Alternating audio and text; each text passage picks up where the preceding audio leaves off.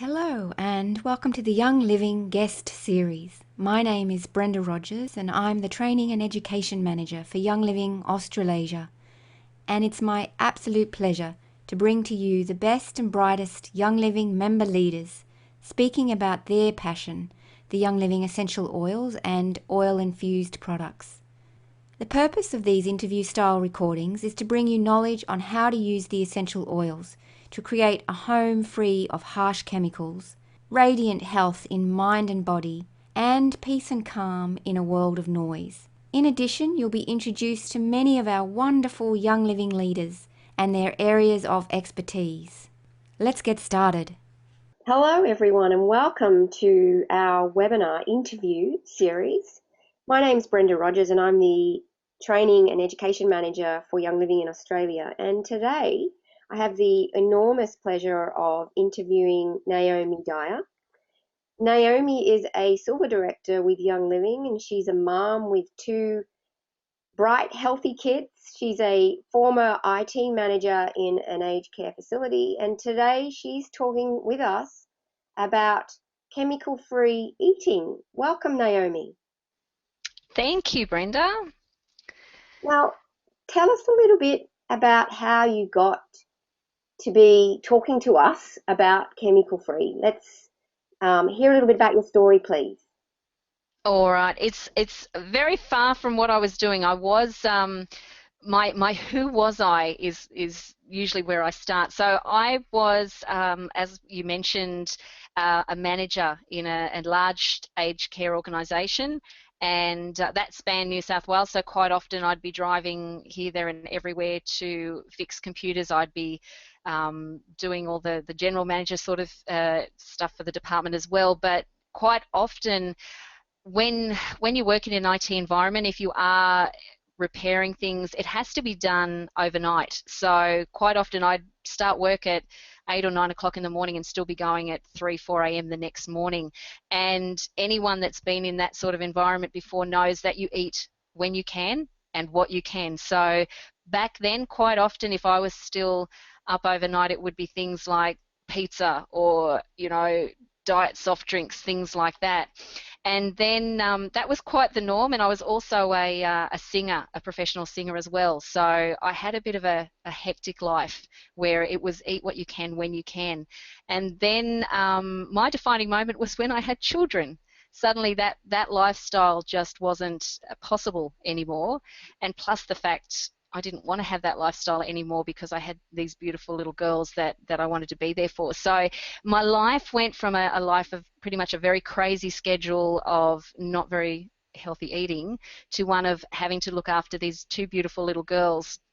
And then as they grew, one of them developed food intolerances. So the two of them basically have similar yet quite different stories. So my first little girl, Charlie, arrived 4 weeks early. So both of my children were premature, but she arrived 4 weeks early, and her first year of life, she had 13 viruses, which was quite a shock to new parents. We had no idea what was wrong with her. We trusted the people that we sought advice from, and she was given antibiotics every single time that she had a virus in her first year. So she had 13 doses of antibiotics in her first year. And then I guess the thing that led me on to the whole chemical-free life was that she developed food intolerances from the age of 3 until the age of 8. So we had 5 years of constant medical tests. She had all sorts of testing, blood tests, you name it, she had it. And the final straw, I guess, was when we had a leading doctor give us a script for an adult migraine medication. And he said, we've got no idea. We've been through every test, nothing's showing up. Next time she has an episode, give her one of these and we'll see what happens. And I remember very clearly looking at him and going, but the problem is down in her belly. It's not up there where, you get a migraine. And he said, there's such a thing as a rare stomach migraine, just try it. I didn't want to do that. And then my other little girl, she was born 2 weeks early as well, had lots of problems, stopped breathing twice on day 2, had lungs suctioned, ICU for 7 days. However, she never had any ongoing issues after that. So they both had challenges at the very beginning of their lives. One was handled with all sorts of, I guess, medical intervention. One wasn't, and one had major problems and one didn't. So that the second one, Haley, didn't ever have antibiotics or anything like that. So to me, that meant that there was something not quite right there, something we had done differently. I know it can be in the makeup of the child, but to have food intolerances to such a major degree for me meant that I needed to do some research. So that's where I started researching chemical free. And so there must have been a moment, or perhaps it was a series of moments, where you started to think, this is not working. I need something else. I need other answers. The best of the best in the medical world are not helping me. Can you remember and describe to us when you started to explore different options? Absolutely. The defining moment, as I said, was when I got that script and went home and thought, there's no way that I'm going to use her as a guinea pig to see if this works. So I remember basically I came across this book, and it was funny. It was written by a lady with the same surname as me, and my mum had found it out and about, and she knew that I had just been sort of sitting there talking and thinking, there's got to be some reason, something that is happening with her that, you know, the medical fraternity can't pick up on. Maybe it's something she's eating. So that was just the little clicker that I needed, and it was almost a universal moment that Mum came home with this book called Low to No Additives, and I started reading through that and thinking, I need to give this a go. This is something that we haven't tried yet. We haven't tried natural ways. And by that stage, I had also had her to some natural therapists. Some things had worked a little bit, some hadn't. And then we came across another naturopath that was able to help us out more. But prior to that, this one book, I decided to go through my entire pantry, my entire fridge, read everything that was on the labels, work with this book and determine whether there was something constant that she was eating that could be the problem. And when I started to read what was in a lot of foods that A, are aimed and marketed at children, and B, things that are actually hidden in food that aren't written on the labels, my husband still talks about how he could hear me up at 2:33 a.m. every night. They put that in children's food, and how can they put this in the food? So that was the defining moment where I realized that there might be something that I can do myself. So what I tell a lot of people to do is not what I did, which was go all in and pull everything out of the pantry and the fridge that had any sort of chemical issue with it. But I needed to do that because I had a child with severe problems. And it was to the point where even good food was starting to react with her to a degree. And we would go, it would be nothing for us to go to a children's party. She would maybe eat something and within half an hour was doubled over in pain and we left. Or a restaurant, we couldn't do anything like that anymore. So something had to be done. She was getting sent home from school. So when I started to look at the food and did that whole pull out of the pantry, she was pretty much 70 to 80% better within a couple of weeks. So that for me was the defining moment where I need to actually share this information with other parents that may be having issues with that as well. Along that way, I also got cancer myself, and then for myself as well thought, no, I need to lead a better lifestyle. I need to be there showing my children a better lifestyle and figuring out why all these things are happening to us. And with the children now, I mean, Charlie, who had the intolerances, she just came back from representing Australia in martial arts. So she's gone from this little tiny child that was having so many issues to being a really strong, healthy, robust child now. So that was where the whole chemical issue started to come in. Wow, I'm sorry to hear you got cancer. That must have been a whole huge shock to your family and to yourself. Definitely, definitely. It was another defining moment. However, I like to turn everything to a positive as much as I can. So whilst being a mum of two little girls and getting cancer and wondering whether I would, be around for them, I was able to turn it around. And even an experience, unfortunately, when they operated, I had thyroid cancer, and unfortunately, when they operated, they paralyzed both of my vocal cords. So essentially, I was in ICU for 7 days. They were waiting for me to stop breathing because if one of the vocal cords had come back from its paralysis and I couldn't control it, I would suffocate. So lying there just trying to breathe was huge. Not being able to see my children. Haley turned 3 while I was in there. They let her in for 10 minutes, and it was just, I just lay there and knew that something had to change. If I could get myself through this, something had to change. I did a lot of soul searching. I listened to a lot of Dr. Dyer while I was in there, and even did some meditations and balancing on thinking healthfully, thinking everything's going to turn out fine. And a lot of the soul searching was done during that time, but it just shows that you can turn something so negative around into a positive. I had to learn how to drink water from a spoon again, and I can't sing. I can't sing professionally anymore, but I use my voice in other ways. So teaching people, about chemical-free life, about Young Living products, things like that, I use what I can and turn it into a positive. Well, extraordinary, Naomi. It's a credit to you. Such a journey and a recovery. So along the way there, somewhere you got introduced to Young Living. Can you tell us about how that became part of your journey? Yeah, absolutely. It was actually the naturopath that we found to help Charlie in the end. He also diagnosed that she had a fungal infection in her spine.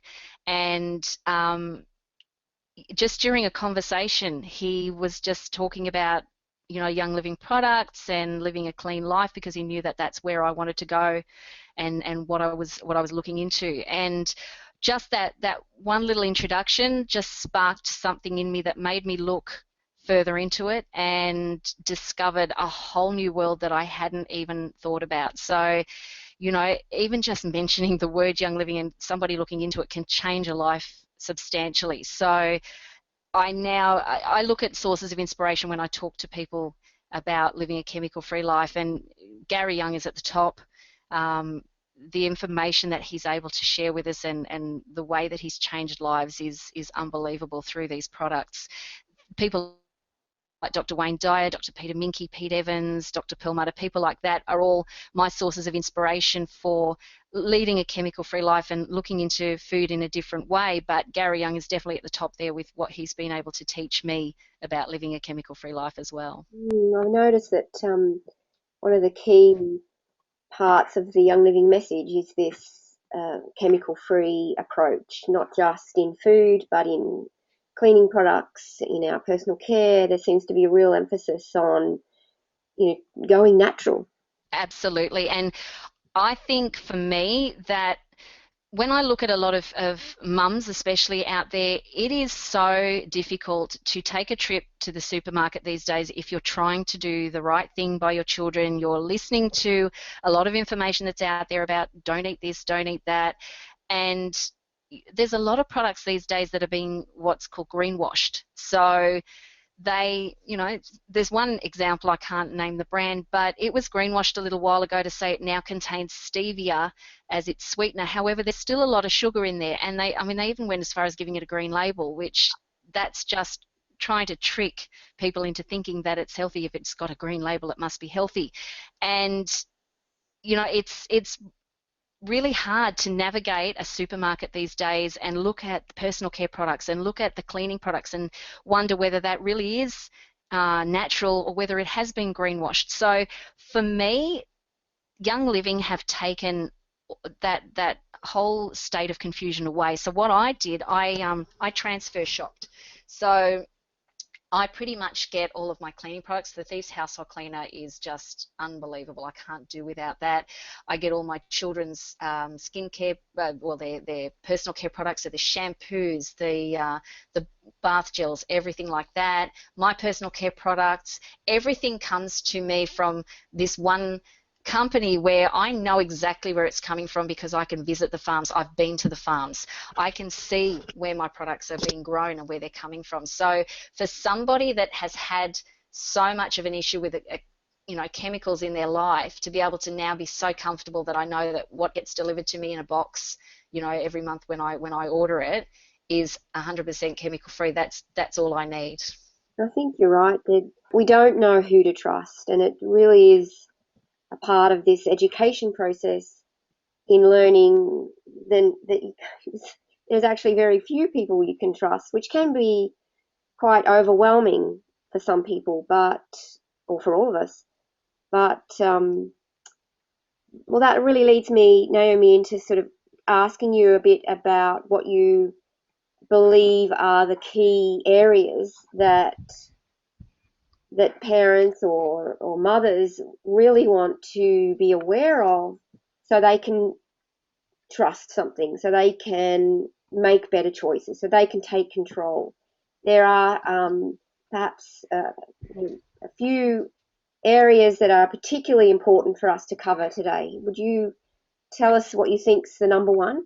Sure. What I normally like to just, I guess, it's about awareness. It's creating that awareness firstly. So understanding that society is changing, children are changing in regards to their health as well. So when you look at, say, a snapshot of health in the society, for example, things like obesity, it's predicted by, it's actually our number one health crisis in our country. So that it's predicted by 2025 that a third of children are going to be affected by obesity. Diabetes, it's type 2s being increasingly diagnosed in children now as well. When you look at things like cancer, under 15s, there's the different lymphoid leukemias, things like that are being diagnosed. Asthma, 1 in 9 children suffer from asthma. Even heart disease now, they're actually finding that heart disease is 40% of Australian children can show early signs of cardiovascular disease by the age of 15. You've got, your autism today, it's 1 in 125. ADD, ADHD is now a common condition, and even mental health. So some studies are showing that 4% of preschoolers are showing symptoms of depression. And that's really, really scary when you sit there and think these are children, and you look back to when you were at school. I don't remember anybody having those issues that were around me, and I went to a lot of schools. We moved around a lot. So I don't think in our culture that we understand the link between all of those things and our food. Yeah, absolutely. And that's where my passion lies, because it wasn't until I had to start looking into this that I realized that a lot of these issues do start with our food. Our soils have changed. There's so many chemicals put into the soils these days that it's, the plants that are growing, and it's not just that food that's growing in the ground. A lot of products that are in the supermarket are just products. They're actually not, you can't really call them food, because once you look at that label on the back, there's so many chemical names and different chemicals that have gone into creating that food product that really it's a product. So there's many food colorings these days, and there's so much scientific information out there that what I'm saying to you today, if you just Google, you'll get all of the scientific background to it. So there's many food colorings that are known or suspected carcinogens and are known to elicit hyperactivity. That's one issue that's huge for children. Many preservatives, known to be dangerous to asthmatics. Different chemicals, flavor enhancers that are related to obesity and depression. And there was a study done in the UK that it was estimated that by the age of 18, most children would have consumed half their body weight in food additives. Now, if you think of them consuming that much in food additives, and what a lot of these food additives have been found to cause, and it's a lot of those, that snapshot of health that I just gave a few minutes ago, you think about the long-term cumulative effects, and that's what we really need to be concerned about as well. I think for a lot of us, we see these statistics, things like suicides and mental health, and I don't think we really get the connection that it's for our brains to be healthy, for our guts to be healthy, for our nervous systems to be calm, for us to be able to sleep, requires not only the avoidance of these chemicals that you're talking about, which is massive, but also that Yes. our foods contain nutrients that are rich in nutrients to keep Yes. the Yeah. cell functional. So it's such a big message that you're teaching here. Exactly. And what I'll do is I'll tell you about my top, I guess I call them my top 6 most concerning food additives. There are up to 300 and probably more now food additives that have been given the okay by our regulatory bodies to be in our foods. But just to, we don't want to be here all day for me to go through every single one of them. So I'll tell you about 6 that people really need to key in on and be really watching out for. So my number 6 is what's called sodium nitrite or sodium nitrate.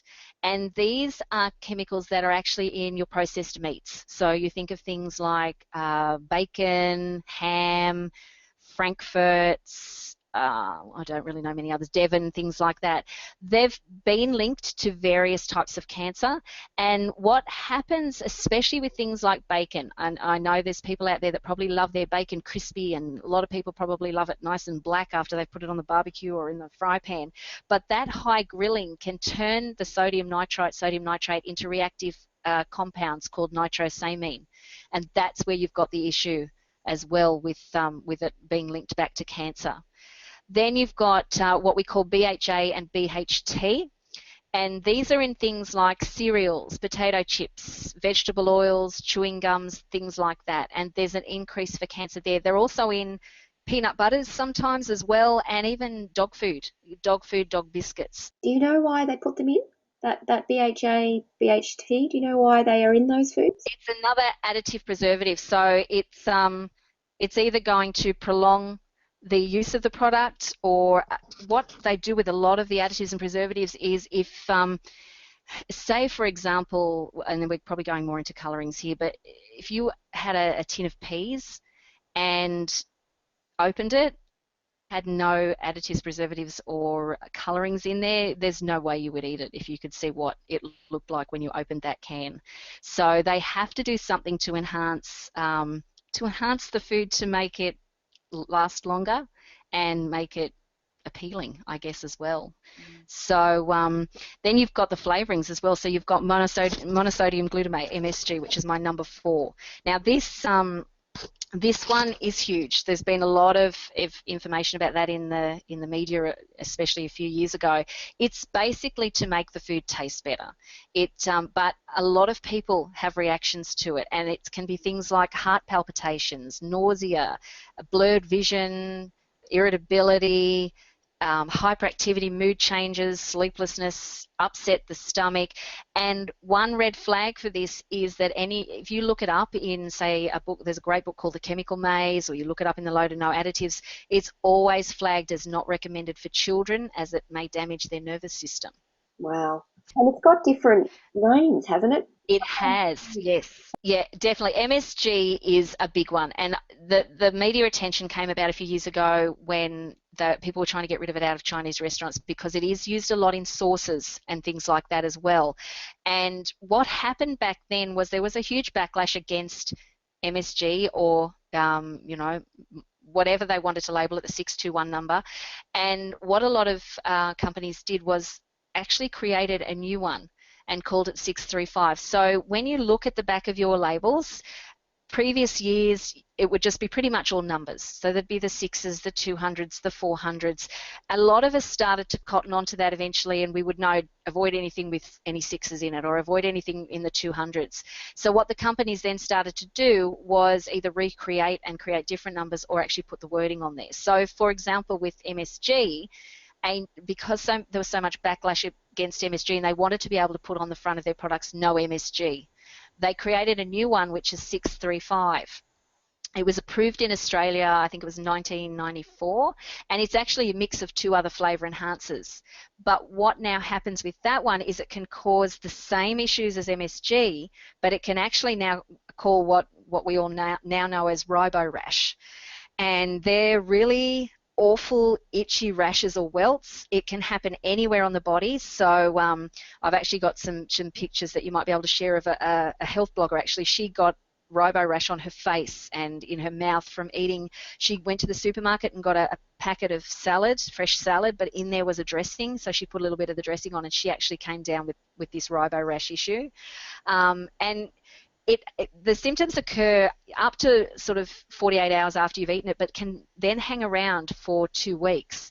And anyone that's actually seen me with doing this talk live will have seen I show a photo of my own leg. I was on a cruise a few years ago, and I got this rash from my stomach down every night after about day 3, and couldn't figure out what it was. I was able to sort of look after it myself there, but it returned every night for 2 weeks following that cruise. And then when I started to look into it, it was very much that ribo rash. So I can definitely attest to the symptoms that you get from it are really awful, and they do last about 2 weeks. But it just shows that the lengths that some companies will go to try, so they can put no MSG in that product, but when you look at it, it's actually other flavour enhancers that aren't called MSG that are in there. Very clever. Yes, yes, and that's also, the flavour enhancers are now also being linked to weight gain because they make the food taste so nice. Sometimes people just want more and more and can't stop. So that's another sort of section of research that people can look into as well. My number 3 is hydrogenated vegetable oil, which is also trans fat. A lot of people will know about trans fats these days, but they have been proven to cause heart disease. They make perfect conditions for things like heart attacks, strokes, etc., and have now also been linked to depression. And they're in, a lot of in things like the fried foods, obviously, but even donuts, if they're fried in that sort of oil. So you've got to be careful with what these companies that you might be purchasing products or food products from are actually cooking in as well. And then we've got my number 2, which is aspartame. Now aspartame became very popular back in the days when obesity started to become quite prominent in society, and a lot of the big companies needed to look for some other way to sweeten their products to say we don't have as much sugar in there now. So that's when the whole diet food craze started. So you've got, your diet fruit, your low fat this, your low fat that. But if you look at them, a lot of them have aspartame in there, especially drinks, especially fizzy drinks, low fat or low calorie fizzy drinks. So that is linked to things like asthma, hyperactivity, again another issue, especially with children in some areas, aggression, migraine, headache, insomnia, irritability. And again, when you look this one up, it's not recommended for children and women during pregnancy. It's also been linked to cancer, etc. So aspartame is a huge one that people just don't realise can be a problem. I also know that it is linked with weight gain as well. It doesn't seem to Definitely, trigger yeah. our normal appetite control mechanisms and causes overeating and carb craving. So not a great one, artificial sweeteners, I think. I think you're very right about that. Yes, yeah, yeah. And then my number 1 is food colorings. We have a substantial amount of food colorings in our country that we are still using, or they're still being put in foods that were actually banned years ago. And there's at least 5 that are linked to major health issues. So when you look at food colorings, there's say for example pink or red. That's my number 1 worst one that you can have, but I guess you've got blue, green, etc. They're all bad. But with the pink or red coloring, quite often you'll see that they can say it's from a natural source. So if it doesn't say that, obviously it's been created synthetically somewhere in a lab somewhere. But if it says natural, just be wary of the natural if you are a vegan, etc., because the natural actually comes from the cochineal bugs. So they're actually crushed bugs.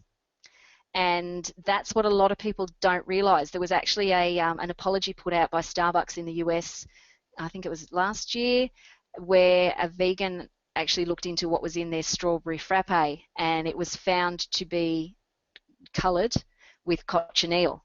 And they then raised that. Starbucks had to put out an apology and then stated that we will now look for a new source to make our strawberry frappe strawberry, which you and me probably sitting there going, just use strawberries. So yeah, you need to be really, really careful with colourings. That's my big one for children.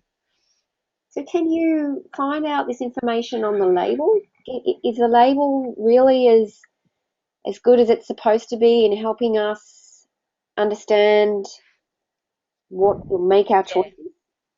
Label language is not easy. It's most of us think, you know, it's on there. Everything that's written on there is what is in that product. The labels don't actually always tell a full story.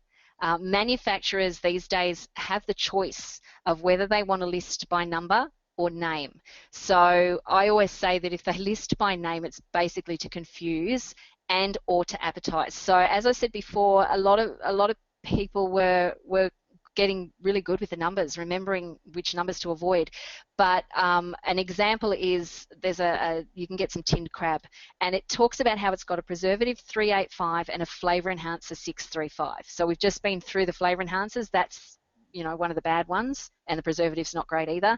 However, what a lot of them choose to put on the label is to say that it's calcium, disodium, ethyl, blah, blah, blah, which is a really long word and no one's going to remember it, and say disodium 5 ribonucleotides. So we've got no chance of remembering those two listings of product where we could have remembered 385 or 635. So sometimes that's to confuse. However, if you're looking at that label and you're looking at tin crab and going, oh, it's got preservative 385 and flavour enhancer 635, that's more appetizing than reading disodium 5 ribonucleotides, etc., etc. So they do that. There's also a 5% loophole that a lot of people don't realize, and this the people that do are usually people that have issues with food allergies or intolerances.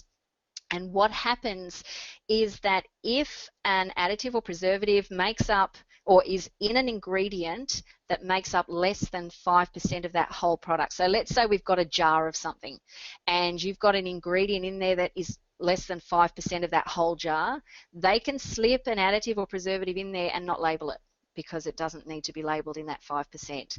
There was a few years ago pressure from food manufacturers actually won out over our rights because there was an approach to FSANS to actually abolish it, and it used to be actually 10%. So what they did was reduced it to 5% of that product, but it still means that some additives that are in that product aren't listed on the label. So if you've got someone that's got a distinct allergy to something, you may not even know it's in that product. Yeah, 5% is quite a lot, really. Yes, definitely. Yeah. Naomi, one of the things that I've discovered, you're probably aware of it too, is an app that you can download that has I think it's called Chemical Maze actually, and that has Yes. numbers and then a little bit of information on whether they're helpful or harmful to the body. Yes, and that's a fantastic app to have. So normally I recommend people to have that with them if they're out shopping. Also, you can get resources like, you know, low to no additives, things like that at home, so that you can just become a little bit more aware of yourself. Because again, the tricking can come down to things like natural color. Where it says natural color, it could be your cochineal, which is, you know, derived from your crushed insects, or it could say caramels, and a lot of the caramels have nothing to do with, you know, we all think of that idea of brown sugar or something like that. They're actually not. They're produced synthetically from so many different chemicals, and they don't need to list all of those because there are so many chemicals in it. And it's the same with flavors. So whilst something might say fruit flavor, it doesn't mean it's got fruit in it. So for an example would be strawberry yogurt must have strawberries in it, but if it says strawberry flavored yogurt, it actually doesn't have to. Had a book that you mentioned earlier? The book is Low to No Additives. Low to There's No is a book. Low to No Additives, yeah. There's also another one called Additive Alert. So there's quite a few different ones around. People just need to sort of have a look and find one that they can relate to. But the Chemical Maze is always, you know, top of my list. That's a really easy little one that you can, it's handbag size, pocket size, you can take it wherever you go. But yeah, the colours are listed on the labels. They're either listed by word, sometimes they're listed by a hashtag number, so like yellow number 5, or by a code like 102 or 104. And most of the colours all pretty much bring about same sort of issues: hyperactivity, rashes, migraines. Behavioural problems is a big one. Thyroid problems, asthmatics should avoid, and a lot of them, they say children shouldn't consume, but pretty much most of the sort of the 5 or 6 that I talk about have been banned in other countries. So it's really concerning that we haven't banned them here in our country, yet they've been found to be issues in other countries. So when you look at children's food, if, say, example, I don't know, let's take a jelly or something, a coloured jelly, and it may be green. It doesn't mean that it's only got that one green colour in there. It could have 3 or 4 different colours that make up that colour. So you've got that compound effect of 3 or 4 different colours that can cause all of these issues, and it's adults as well. And then you've got the additives and preservatives that are in there as well. So we just have to be a little bit smarter and understand that these aren't actually food, they're actually products, and there's some things that, really shouldn't be in there that we're ingesting. Yeah, and it can become really quite overwhelming for parents and mums who are really trying to do the right thing by their kids. And we haven't even talked yet about processed sugar and processed carbohydrates, and we really didn't even have time to discuss those in detail today. Yes, yeah, So, yeah, yeah. what's in a nutshell, what are some of the things we can do? What are some of the solutions to this? Okay, so this is where I usually have people looking at me saying, what do you eat? Like, have you got anything left that you can eat? And you know what? It's as simple as going back to basics. That's what I've done. Um, it's just as simple as changing. Now, I said before that I went in all in and pulled everything out of my pantry and my fridge that had any number or any chemical name to it, but I had to. I had an urgent need that I needed to do that. So most of the time I will say to people, change your life habits one at a time. So maybe start today, if this has inspired you to get into your pantry, start looking at things that are in there that are to do with bread, or cereals, biscuits, any lunch meats you might have in, and margarine. Get the margarine out as well, because I know you love margarine just as much as I do, Brenda. Not. Butter is better. Yeah, butter is definitely better, as I know you say and I say. So starting with your staples, looking at that, having a look at products that you have in your pantry, in your fridge already, and maybe downloading that Chemical Maze app, or going to the library and finding an additive alert book, something that you can use. Even there's some websites that you can put in the code, or you can put in the name of an ingredient in a product, and it will tell you what it could cause, or what possible issues that you'll have with it. So look at things that are already in your pantry and your fridge. Increasing your fruit and vegetable consumption, drinking more water, and eliminating things like fizzy drinks, cordials, and packaged juices. Now, what we have done in our house, our children sometimes drink milk, but mainly it will be, and usually I get them the A2 milk, so normally they will be drinking water, or they will be drinking Ningxia Red. And Ningxia Red is just amazing. Our children love it. I usually sort of call it the all-natural liquid supplement for kids. And, it helps them grow up healthy and strong as well. It's brilliant for adults. We have it every day as well. But it's great to give the children first thing in the morning. And there's sachets as well. So what we do is we freeze the sachets, and I'll put that in the lunch boxes, and by recess or lunch they've got a slushie that they can sit there and eat, especially on hot days. And I've also basically given a little bit of education to my children's teachers, and they understand the benefits of Ningxia, and that it is made from beautiful berries. And at munch and crunch time, where they're allowed to take vegetables or fruit, mine are allowed to actually have their Ningxia Red then as well. Awesome. Yeah, yeah. So that is a really wonderful thing to have around you as well. And then, I guess my top tips, that if I want you to take anything away, take at least 2 or 3 of these, would be not eating anything your grandmother wouldn't have. So think back to the foods that were around, when grandma was your age, and what they would have had. I'm sure they wouldn't have had, ribonucleotides in products. Avoid products that contain more than 5 ingredients, because really a lot of those that are in there then are just in there to preserve and to give flavour. Avoid any products that contain ingredients a child couldn't pronounce. So show them the lists of ingredients, and if they can't pronounce it, it really shouldn't be in there. Eat only foods that will eventually rot. That shows you how how chemically derived your food is if it's sitting there for months and months and it's not rotting. And eat proteins that themselves have eaten well. So this is back to, I guess it's a little bit of looking at paleo eating and things like that, but grass-fed foods and things like that are really going to be better for you. grass-fed protein, sorry. Avoid food products that have ingredients you wouldn't have in your pantry. So if you aren't going to have a packet of MSG sitting in your pantry, or you're not going to have something else that you can't recognize the name of to put in a food that you're going to create yourself, then don't eat anything that has it in there.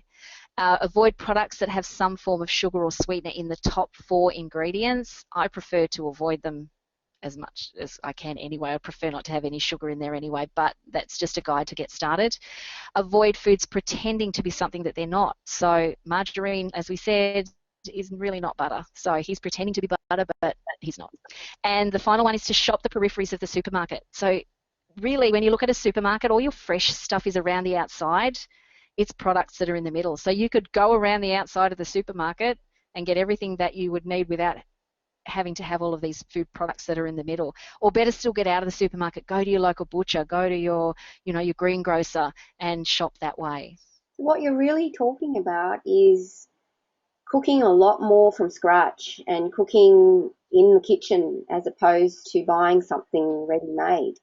And even that can be tricky for some families because of their work hours and their busyness. What advice do you give to mums particularly who are already have too much on their to-do list? Absolutely, it can be tricky, and the one thing that I normally suggest to them is to get some time at a weekend, might be a couple of hours on a Saturday or a Sunday while you're doing the washing or the ironing, or the kids have gone out somewhere and you've just got a couple of hours at home, and do a cook up. So figure out some recipes that you can cook that you can then freeze in the freezer, so that when you've got that, you've come home from school, gone straight to an activity, or you've gone to the gym yourself and you come home and it's 6:30 at night and you really just don't want to start getting all the ingredients out and starting cooking from scratch, you've got a healthy, nutritious meal sitting in your freezer that you can pretty much get out, heat up, and it was cooked from scratch. So it's just about time planning, sometimes meal planning. I often get asked what my children eat for breakfast because, as I said before, we don't have, packaged food around. So in the mornings, what I tend to do is while I'm making their lunch, I'll throw some eggs, spinach.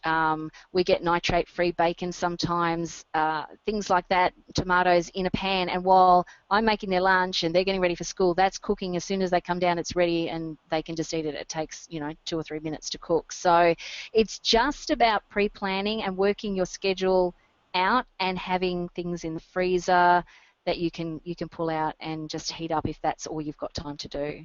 Really good advice, Naomi. Thank you. And just by way of summarising and wrapping up our wonderful discussion, the tips you would give for those interested in the Young Living products that would be appropriate for supporting family health and in particular supporting the way that we eat. I guess the Ningxia for me is the top one for when you're looking at lilies and supplementing their nutrition with that as well. And as I've mentioned during this chat, it's not just little people that we're looking at, it's all of us, it's adults as well. So something that we absolutely love are the supplements that Young Living have as well. You've got things like your Omega Gies, which a lot of us are taking, I was taking, a vitamin D supplement, then I was taking a fish oil supplement, then I was taking a CoQ10 supplement. In the Omega Gies that Young Living have, it's all in the one capsule. So time saver, I guess, as well. But you've got your Omega Gies, you've got things like longevity supplements, you've got, all sorts of different supplements that Young Living have that are the best that you can get, that are going to supplement you and help you with this whole chemical-free lifestyle as well. And it's not just, I guess, looking at what you're ingesting as well through your mouth, because anything that you're putting on your body, your skin is your biggest organ. So whatever you're putting on your body is going in anyway. So things like, especially with the Kid Sense products, they're the only things I use on my children. But you've got what you're putting on your body as well, because the average, for example, the average female, by the time she leaves home in the morning with the shampoos, the conditioners, the body washes, the makeup, the hair products can have around 200 chemicals on and in her body by the time she leaves. So being able to use things that are 100%, good for you, get delivered to your home, that's the best way to support that whole life of wellness and chemical free. And then what you're ingesting food-wise as well on top of that is just going to set you on an awesome path to wellness. Well, we've come to the end of our discussion, Naomi. It's been absolutely extraordinary, and I can really hear your passion for helping families really reclaim the control that they want over the way that they eat. And there's a lot to learn and a lot to do, and you've made it really simple and easy to understand, and I want to thank you for that. Is there any final comment that you'd like to make to our audience? What I would hope that people will take, I guess, out of listening to this today is not to feel down on yourself, not to feel guilty, especially if you're a parent that you didn't realize that, these things are hidden in the foods that are especially marketed to children, but in everyday foods. So don't feel a negative about it. Actually now feel empowered that you've learned this and you can actually go and apply it and work out things that you need to change. And also to know that there is a company out there that are really there for us. They're there to help us discover, the amazing way to live a life of wellness, and to give us products that we can feel confident that we're using on ourselves, that we're putting on our children, and know where they come from, know that they come from the most amazing places around the world. We can visit, we can see where they're created and where, they're grown, and just feel that you are able to tap into that. There's so much you can learn about the Young Living products as well. So there's even, self-development there as well that you can do to give yourself that power and that knowledge that you can create an amazing life using chemical-free products. That's all for today. Thank you for being with us. Please join us again next time for more essential oil wisdom. If you'd like to find out more information about Young Living, there are many resources available to you on the Young Living website, www.youngliving.com.au, or alternatively, speak to the person who introduced you to Young Living to find out more. To listen to other Young Living recordings and webinars, please go to your virtual office.